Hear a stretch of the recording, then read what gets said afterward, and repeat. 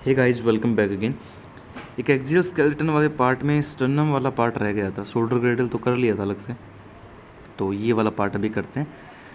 Sternum bone anatomy, जिसके अंदर sternum के 3 पार्ट होंगे, manubrium, body of sternum, xiphoid process. ठीक है, तो ये क्लेविकल के साथ में स्टर्नो क्लेविकुलर जॉइंट बनाता है, एससी जॉइंट बोलते हैं। एक एससी जॉइंट और होता है, सेक्रोकोक्सियल जॉइंट, है ना, सेक्रोकोक्सियल जॉइंट, सेक्रम और कोक्सी के साथ में। और एक ऐसी जॉइंट ऊपर होता है, स्टर्नो क्लेविकुलर जॉइंट। क्लेविकुलर होगी, ठीक है। उसके बाद में फर्स्ट रिब आर्टिकुलेशन के लिए स्पेस होता है।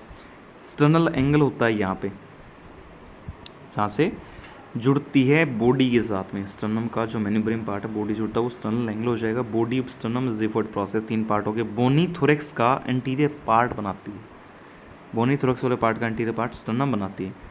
बोनी थोरेक्स में vertebra, ribs 12 pair sternum include करी जाती हैं। बोनी थोरेक्स के अंदर वर्टिब्रा भी इंक्लूड करी जाती हैं, वर्टिब्रल कॉलम वाली 12 रिब्स भी करी जाती हैं और स्टर्नम भी इंक्लूड करी जाती है। बोन मेरो का सैंपल कलेक्ट करने के लिए स्टर्नम में ही निडल इंजेक्ट कराई जाती है, मेरो बायोप्सी जिसको बोलते हैं। अडल्ट स्टर्नम बोनी हाईली वेस्कुलर होती है, जो कि 3 पार्ट में डिवाइडेड रहते हैं। अडल्ट स्टर्नम जो होती है वो बोनी होती है, हाईली वेस्कुलर होती है। 3 पार्ट कौन कौन से? Manubrium, sternal body, ज़िफोइड process. कैंसिलियस bone की बनी होती है, कैंसिलस बोन की बनी होती है। वह आउटर कवरिंग कॉम्पैक्ट बोन की बनी होती है।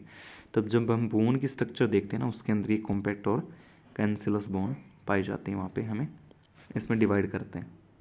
तो कैंसिलस बोन मिडिल पार्ट में हो गया और आउटर पार्ट में कॉम्पैक्ट बोन हो गया। फर्स्ट पार्ट 2 इंच लंबा होता है, लॉन्ग होता है, मेन्यूब्रियम जिसको बोलते हैं। इससे क्लेविकल जुड़ी रहती है, 2 inch long part. Second part है वो 4 इंच लॉन्ग होता है, इसे बॉडी ऑफ स्टर्नम कहा जाता है। 25 ईयर की एज तक ये ओसिफाई नहीं होता। Third part most inferior part, ठीक है, जो कि 40 ईयर तक ओसिफाई नहीं होता, थोड़ा डेवलप होता रहता है उस टाइम तक, कंप्लीटली ओसिफाई नहीं होता।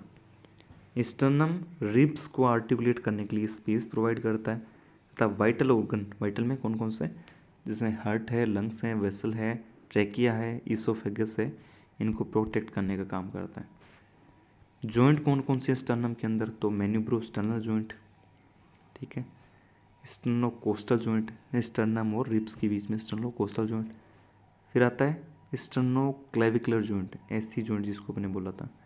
एक आता है xipho sternal joint, xiphoid process plus sternal body के बीच में जो होता है उसको बोलते हैं ज़िफी स्टर्नल जॉइंट। मेन्यूब्रियम व स्टर्नम की बिटवीन, ठीक है, स्टर्नोक्लेविकल जॉइंट, क्लेविकल व स्टर्नम के बीच में। इसी के नीचे फर्स्ट कोस्टल कार्टिलेज आर्टिकुलेट होगी। Second costal cartilage sternal angle से आर्टिकुलेट होती है। जो सेकंड कोस्टल कार्टिलेज होती है वो स्टर्नल एंगल से आर्टिकुलेट होती है। फर्स्ट वाले तो हो जाएगी उसके नीचे से, एससी जॉइंट से नीचे। बाकी सारी की सारी 7 पेयर वाली हैं वो डायरेक्ट स्टर्नम से आर्टिकुलेट होते हैं।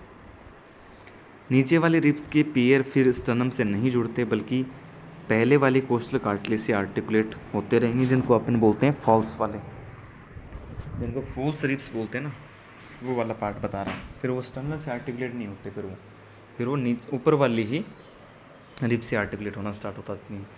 ज़िफोइड प्रोसेस व बॉडी ऑफ स्टर्नम के बीच ज़िफी स्टर्नल जॉइंट पाया जाता है। टोपोग्राफिक लैंडमार्क कौन कौन से स्टर्नम के अंदर? तो सबसे पहले जुगलर नोच जिसको बोलते हैं, T2 T3 वाले एरिया पे स्टर्नल नोच।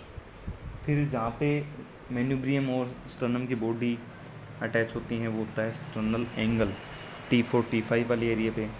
फिर आता है ज़िफोइड प्रोसेस T9 T10 पे। और फिर आता है inferior lower limb L2 L3, जहाँ पे एंड हो जाते हैं, सबसे लोअर वाले रिब जहाँ पे प्रेजेंट होते हैं वो होता है L2 L3। तो ये इंपॉर्टेंट है, ये वाले लिखने आपको बहुत ज़रूरी हैं एग्जामिनर से, अगर आप अच्छे मार्किंग प्राप्त करना चाहते हैं तो। ठीक है, तो ये टोपोग्राफिक लैंडमार्क भी आपको लिखने हैं। और स्टर्नम की ये थी एनाटॉमी, बाकी इसमें कुछ ज़्यादा था नहीं। और मिलते हैं नेक्स्ट वीडियो के साथ, तब तक के लिए बाय।